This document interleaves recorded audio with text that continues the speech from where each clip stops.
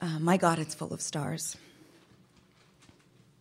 Perhaps the great error is believing we're alone, that the others have come and gone, a momentary blip, when all along space might be chock full of traffic, bursting at the seams with energy we neither feel nor see, flush against us, living, dying, deciding, setting solid feet down on planets everywhere, bowing to the great stars that command, pitching stones at whatever are their moons.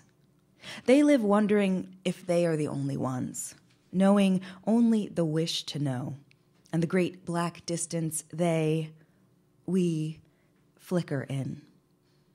Maybe the dead know, their eyes widening at last, seeing the high beams of a million galaxies flick on at twilight, hearing the engines flare, the horns not letting up, the frenzy of being. I want it to be one notch below bedlam, like a radio without a dial, wide open, so everything floods in at once, and sealed tight so nothing escapes, not even time, which should curl in on itself and loop around like smoke, so that I might be sitting now beside my father as he raises a lit match to the bowl of his pipe for the first time in the winter of 1959. Charlton Heston is waiting to be let in. He asked once, politely, a second time with force from the diaphragm.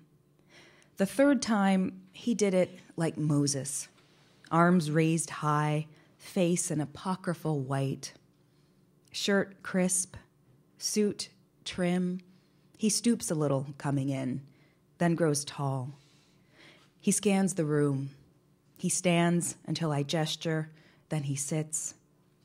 Birds commence their evening chatter. Someone fires charcoals out below. He'll take a whiskey if I have it, water if I don't. I ask him to start from the beginning, but he goes only halfway back. That was the future once, he says, before the world went upside down. Hero, survivor, God's right-hand man. I know he sees the blank surface of the moon, where I see a language built from brick and bone. He sits straight in his seat, takes a long, slow, high thespian breath, then lets it go. For all I know, I was the last true man on this earth, and may I smoke. The voices outside soften. Planes jet past, heading off or back. Someone cries that she does not want to go to bed. Footsteps overhead. A fountain in the neighbor's yard babbles to itself, and the night air lifts the sound indoors. It was another time, he says, picking up again. We were pioneers. Will you fight to stay alive here, riding the earth toward God knows where? I think of Atlantis, buried under ice, gone one day from sight. The shore from which it rose, now glacial and stark. Our eyes adjust to the dark. When my father worked on the Hubble telescope, he said they operated like surgeons, scrubbed and sheathed in papery green, the room a clean cold and bright white. He'd read Larry Niven at home and drink scotch on the rocks, his eyes exhausted and pink. These were the Reagan years, when we lived with our finger on the button and struggled to view our enemies as children. My father spent whole seasons bowing before the oracle eye, hungry for what it would find.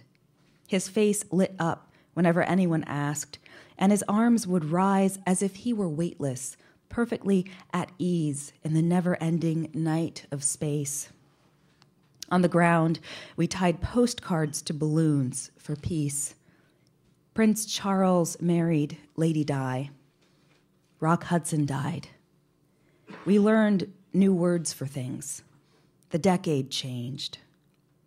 The first few pictures came back blurred, and I felt ashamed for all the cheerful engineers, my father and his tribe.